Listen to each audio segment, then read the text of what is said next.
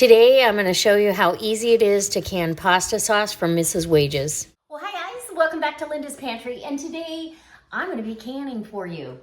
Super easy, and I'm almost out of pasta sauce completely, and Mrs. Wages is going to come to the rescue. I have a freezer full of tomatoes, so the rest of my tomatoes will be cooked down from frozen. This bag of tomatoes is still frozen. Some of them are starting to thaw at the bottom, but take a gallon-sized bag, and then I'll mill it down in the food mill. I'm gonna follow the instructions, which are super easy on the Mrs. Wages package of pasta sauce. And I've done this several times before. It's delicious. It's the easiest way to do a sauce. The only thing you might have to do is cook your tomatoes down a little bit longer. Mine have an awful lot of liquid and a lot of seeds in them. They're not Romas, so they're not necessarily a sauce tomato. But that being said, this recipe is super easy. All you're gonna add is you'll need 10 cups of tomatoes, or you can use canned tomatoes. You can use 6 pounds of fresh tomatoes or 6 cans of diced tomatoes and their juice. And to get my full amount, I may have to add some diced tomatoes. I'm not sure. But 1 package of the Mrs. Wages and 1/4 of a cup of sugar. And that's just to cut the acidity. The rest of the spices, everything's in here. It's food starch, salt, dehydrated onion, maltodextrin, spice, dehydrated garlic, paprika, citric acid, and soybean oil. Delicious. Okay, let's get started. Come on in. Okay, so today, not only am I using Mrs. Wages, but I'm also using 4 jars lids. I'm going to be steam canning this, and it goes for quite a long time. Honestly, you've got to cook this sauce down. I'm going to cook it until I can food mill it, and then I'm going to cook it down for 25 minutes but I'm not going to add the package until I've cooked it and I've milled it. I put it through the food mill with the fine sieve on it, so it takes the seeds and the skin off and any of the core that doesn't need to be on there. So it's gonna take the afternoon to get this done, but it'll be so worth it to have this on the shelf. And a pint jar, it should render 5 pints. A pint jar is plenty of sauce for my husband and I to have a meal. Okay, let's get this going and I'll be back. So now it's time to go ahead and mill the tomatoes. Just get them warm through. You don't need to cook them at this point. You're just gonna put them through the food mill. And like I said, if I need more, I need 2.5 quarts of tomato puree, if you will. So that's as easy as it goes. All the seeds and the skin stay up top. All the juice goes down here, and we'll keep going. As soon as I get this all done, I'll take you over to the stove and I'll show you what I have. Okay, so I am short tomatoes, and that bag was not busting at the seams. Every bag's been a little bit different, but I opened 2 cans of organic diced tomatoes. I'm hoping that gets me up to where I need to be, and I'm gonna immersion blend it. This will make, I'm gonna be close. Super close. Anyway, I also poured off a lot of the water when they first started in the pan. When they first started thawing, there was a lot of water around the tomatoes. So I poured that off. So otherwise we may have had it, but I still would have had to cook it down and get all that water cooked off. So we're gonna go we are within 1/2 cup of being correct. As long as I get the 5 pints, I'll be a happy camper. All right, I'm gonna put the immersion blender to it now. So if you'd like to, let's bring you in close. From here on out, I'll bring you in close, but sometimes you'll get skin when you get canned tomatoes, and it really doesn't matter as long as you're blending it up smooth.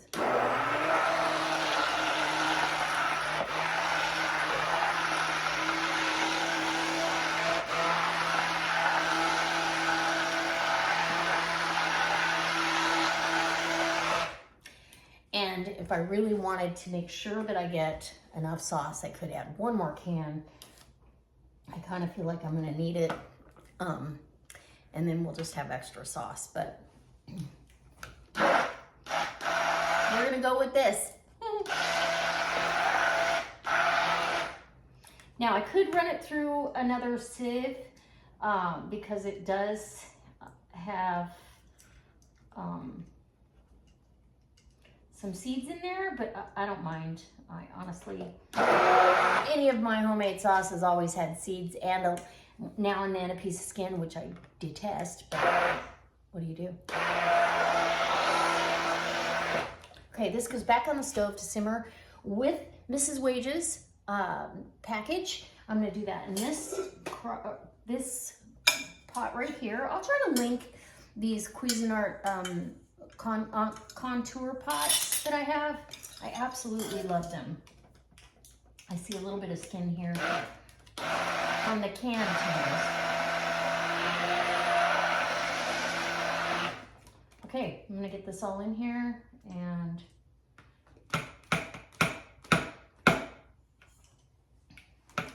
I'm excited.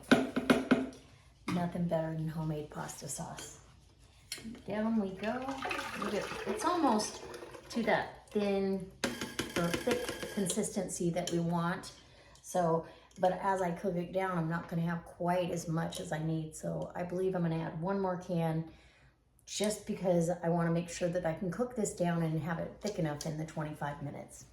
Okay, now that I've got my sauce pureed, and I did add one more can, so I know I have the right amount. 1/4 cup of granulated sugar and 1 package of Mrs. Wage's pasta sauce. And it's got all the dehydrated vegetables and spices in there. And let me just tell you, it's delicious. Okay, so we're gonna combine that. We're gonna go ahead and bring that up to a boil, reduce heat, and simmer for 25 minutes. So that's what's gonna happen right now. I'll bring you back when we're about ready to take it off the stove. Okay, so we have 6 jars, which it's kind of typical. Even if I don't add extra, I usually end up with more. Like the chili sauce, I always get 6 out of it. So I guess it depends on how watery your tomatoes are, but this is a nice thick sauce. I really like the viscosity of it. So once this gauge comes up to the green zone for my altitude, I can start the timer and just keep it at that stage. You want to knock the heat down far enough that it'll stay in that zone but not go over that zone.